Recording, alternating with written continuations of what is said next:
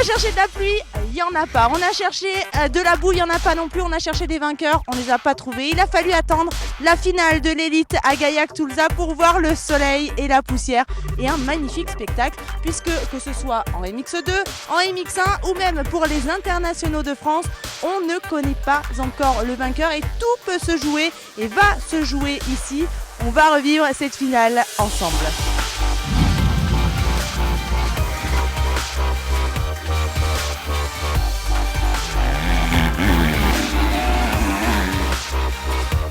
Leader incontesté en MX2 depuis le début de la saison, Maxime Després s'apprête aussi à arracher le titre sur les internationaux de France. Il a la plaque rouge. Maxime, ça va être assez serré pour les internationaux, un petit peu plus cool concernant la catégorie MX2 que vous dominez. Vous avez 66 points d'avance sur votre coéquipier Nicolas Dercourt. Ouais, en MX2 j'ai 66 points, donc normalement il n'y aura pas de problème là-dessus. Et après c'est sûr que là où ça joue c'est aux internationaux avec Xavier et aussi Valentin qui est pas très loin derrière, donc on va voir comment ça se déroule demain, faire 2 bonnes manches en MX2 et la finale j'aimerais bien essayer de partir avec eux pour me bagarrer avec eux, quoi. Seulement 2 points vous séparent de Xavier Bogue aux internationaux. On est dans la même équipe et j'imagine que vous n'allez pas lui faire de cadeau. Dites-nous un petit peu comment vous allez essayer de le combattre ici à Gaillac. C'est sûr que ce serait bien d'arracher cette plaque, mais je vais pas me mettre de pression pour pas tout gâcher. Je vais essayer de rouler à bloc et voilà. Après Xa c'est quelqu'un de super cool, lui aussi il va vouloir gagner, donc je pense que ça va faire une bonne bagarre. J'imagine que vous avez déjà les yeux rivés vers 2016. Je l'ai toujours dit, l'objectif serait de retourner en mondial l'année prochaine, en 2016, donc retrouver un bon guidon et voilà, donc je pense qu'il faut faire plusieurs courses au niveau GP pour reprendre justement ce rythme et je pense qu'il n'y a pas de raison que ça ne le fasse pas. Est-ce que vous avez déjà des pistes pour l'année prochaine pour le mondial ? Non, après, le problème c'est que dans ce monde-là, on ne sait jamais, quoi. Il y a des teams qui vont s'intéresser et du jour au lendemain, il ne peut plus rien se passer. Donc je préfère pas m'avancer, rien dire, rouler, pas penser à ça et rouler comme je suis roulé, déjà terminer le championnat d'Europe, essayer de gagner ce championnat et si je suis devant, c'est sûr que normalement il y aura un bon team avec une bonne moto, quoi. Vert ou une autre couleur ? Je sais pas, on verra ça. Merci.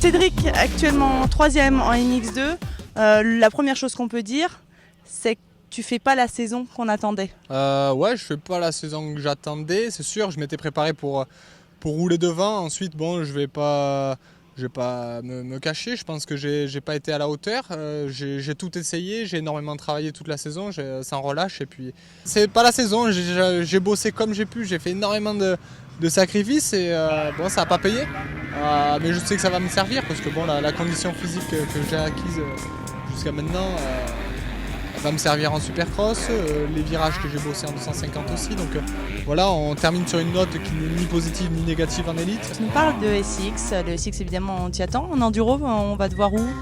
En enduro, on va me voir enfin le dernier week-end de juin à la Rande d'Auvergne. Donc toujours sous les couleurs de B bien entendu. C'est une belle épreuve, on a envie d'y participer tous ensemble dans la bonne humeur. On n'a pas un objectif précis à part de se faire plaisir.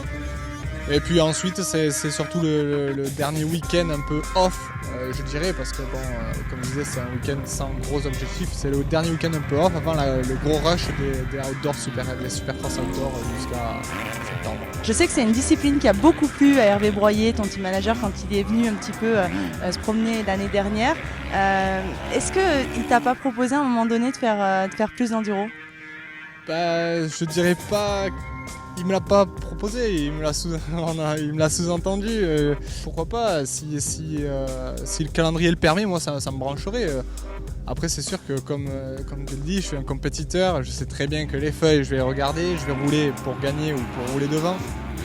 Là je serai encore sur une 250 WRF, donc voilà, on va encore jongler. Le week-end d'après, je serai en 450 sur un supercross. Donc voilà, il ne faut pas non plus que je perde de vue mon objectif principal qui est là maintenant, après avoir un peu loupé quelque peu ma saison MX. Maintenant, il faut vraiment réussir la saison SX.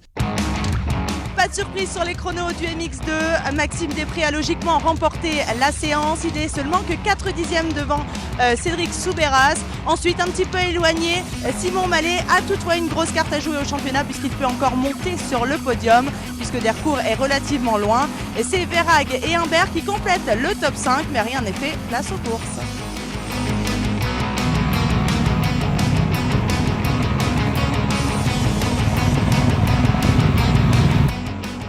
On attaque avec la première manche MX2. Maxime Després signe le all shot et creuse le trou avec la concurrence.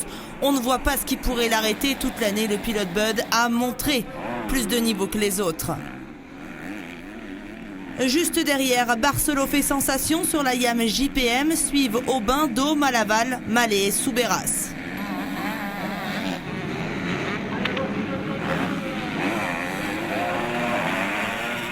Malaval sous pression, chute et se fait rouler dessus. Soub perd du temps et se retrouve au coude à coude avec Mallet. Retournement de situation à la tête de course, Després rentre dans la zone dépannoteurs en poussant la moto. C'est la bobine d'allumage qui lui fait défaut. Une fois la panne trouvée, il repart grâce au mécano mais avec un tour de retard. Si le titre MX2 n'est pas vraiment menacé, il ruine ses chances pour les internationaux avec ce problème. Bon, avec un tour de retard, on espère juste rentrer dans les points maintenant. Barcelot a pris la tête de course, mais son physique va le rappeler à l'ordre, car derrière, Soubé Mallet attaque. Et vu leur passif, on s'imagine déjà une bagarre musclée. Mais cette fois, ce sera toujours très correct. Un mano à mano qui a finalement tourné en faveur du pilote Yamaha 2B. Cédric Soubeyras va remporter sa première manche de la saison devant Mallet. Mais tout ça sans le savoir.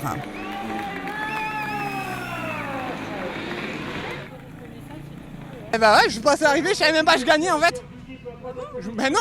J'étais pas noté sur mon écart, peut-être que je reste concentré et là je gagne. C'est incroyable. Enfin une bonne course, je suis vraiment trop content. Puis Simon a bien roulé, on a fait une bagarre intelligente. Et Yanis, tu fais 3 Yanis ? Oui. Et Yanis, mon teammate d'entraînement qui fait 3, donc je suis ravi. Podium inédit car Yanis Hirsuti monte sur son premier podium élite de sa carrière. J'ai fait une pige en GP avec le team JK Racing, donc je pense que ça m'a tiré, ça a tiré mon niveau vers le haut. Et puis ça paye aujourd'hui, bon, je suis vraiment content même si je finis 3e assez loin.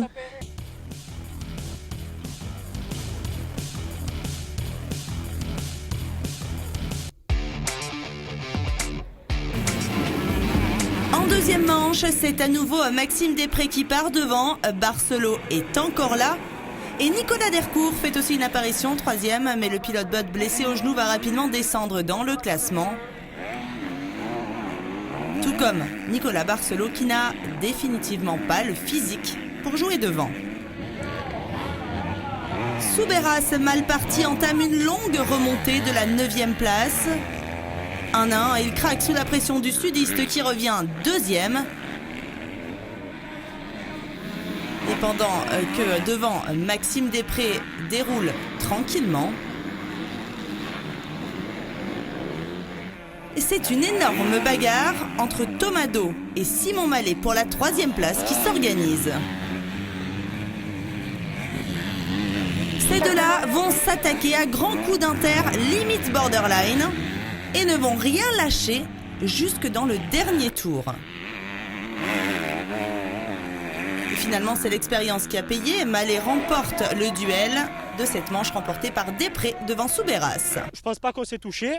Il n'est pas tombé. Moi, je dis que c'est réglo. Voilà. Après, il fait ce qu'il veut, mais bon, voilà.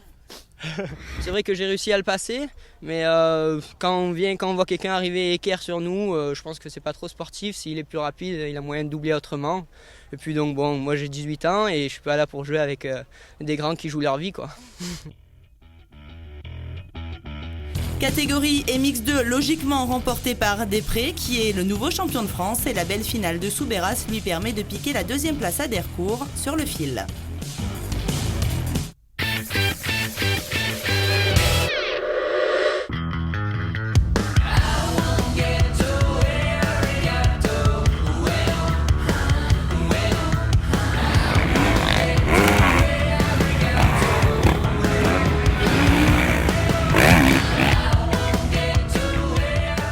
petite avance au championnat en MX1, mais il reste encore beaucoup de points à distribuer. Xavier Bog peut être sur la sellette ce week-end. Valentin Tellier est pas loin derrière pour le championnat en MX1.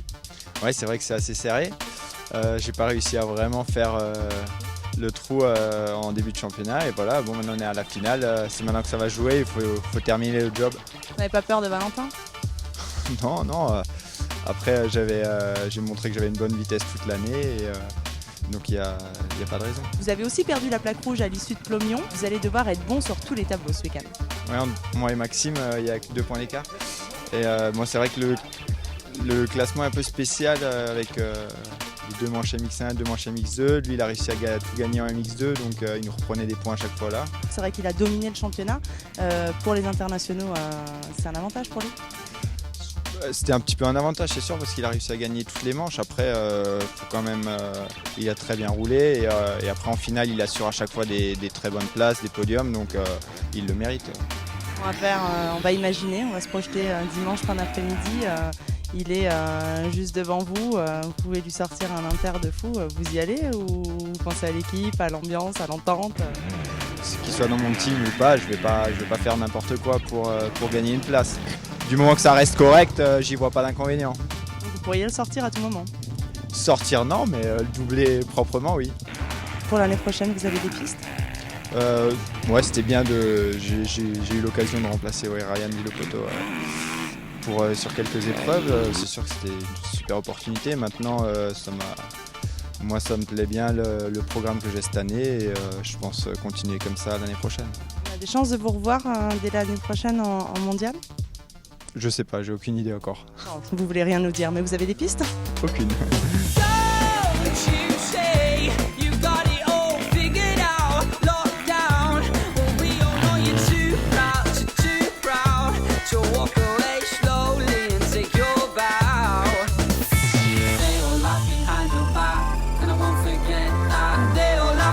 Il est deuxième en MX1 derrière Xavier Bog. Valentin Tellier va avoir beaucoup de travail ce week-end, mais rien n'est fait. Le titre est encore prenable en MX1. Bah ouais, c'est vrai, j'y pense beaucoup. J'ai beaucoup bossé là, ce dernier mois pour ça justement. Et voilà, 13 points, c'est rien. Et puis on sait très bien qu'un championnat, ça se joue jusqu'au dernier drapeau à damier, donc je vais rien lâcher. Sur quoi est-ce qu'il va falloir être très vigilant ici par rapport à Xavier Bog? Bah déjà, moi je me préoccupe pas trop de Xavier en fait, parce qu'au final je préfère donner le meilleur de moi-même et à la fin de journée ça donnera le résultat que ça donnera. Voilà, donc je compte vraiment faire des bons départs, essayer de faire des 3 all shots.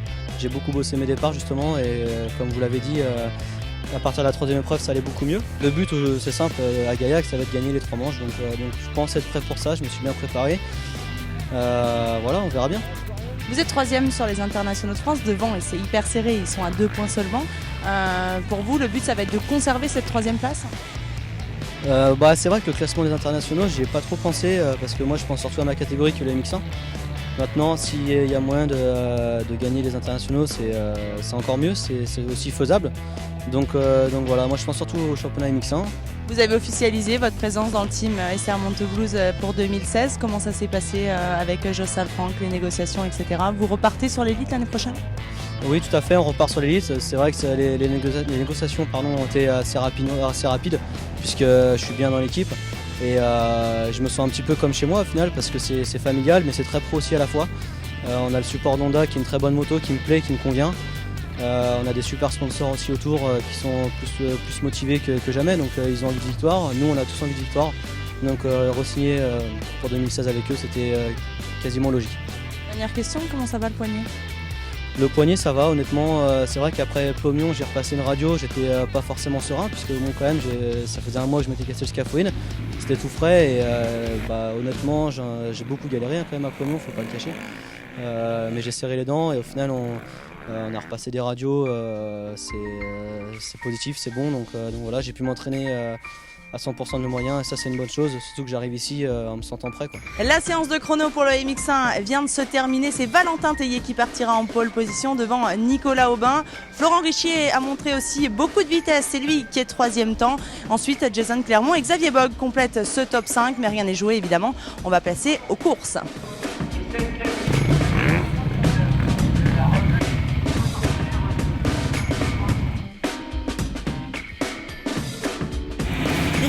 et qui pouvait jouer les troubles fêtes va carrément faire le all shot. Mais ça se termine au premier virage sur un méchant coup de raquette pour le sudiste qui se blesse à l'épaule. Aubin en profite et vire en tête devant Valentin Tellier et Xavier Bogue. Mais le pilote Honda se montre très incisif d'entrée de jeu et c'est lui qui va pointer en tête au deuxième tour. Bogue suit le mouvement et s'empare de la deuxième place. Les consignes sont claires, il faut s'amuser au guidon.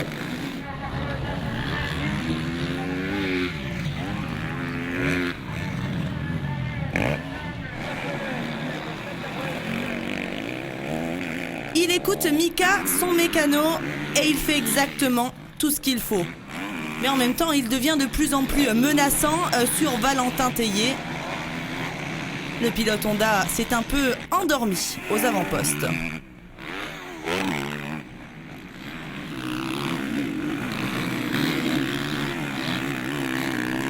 Xavier Bogue est très patient et il passe à la régulière dans le 11e tour. Il va remporter cette première manche avec brio devant Valentin Tellier et Nico Aubin, qui a surtout voulu protéger sa 3e place.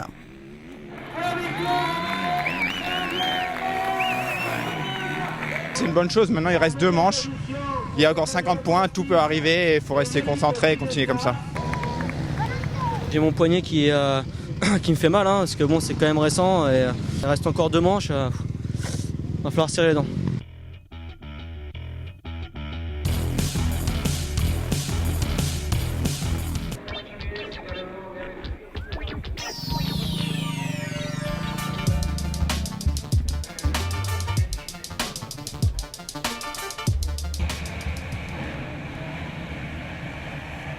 All shot de Jason Clermont en 2e manche et mix 1 devant Tellier et Bogue qui ne vont se faire aucun cadeau.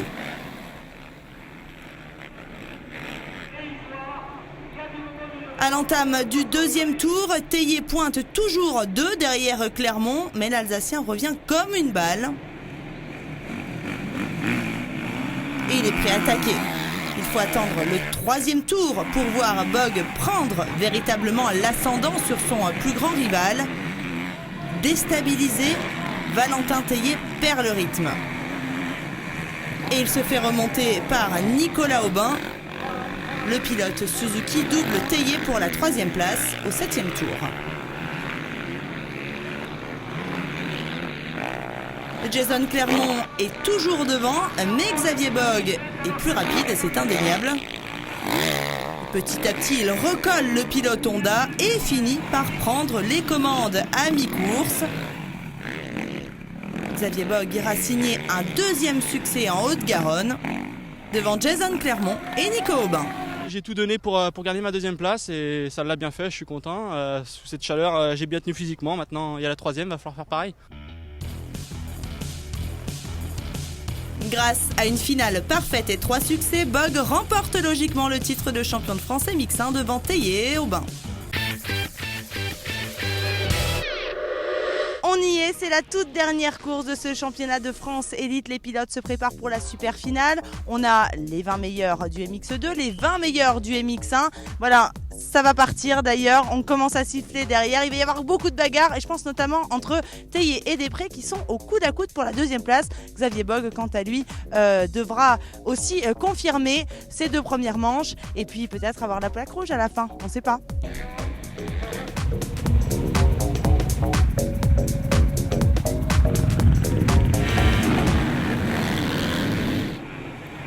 Et c'est Xavier Bogue qui signe le all shot devant Tellier et Clermont qui se livrent déjà une grosse bagarre juste derrière.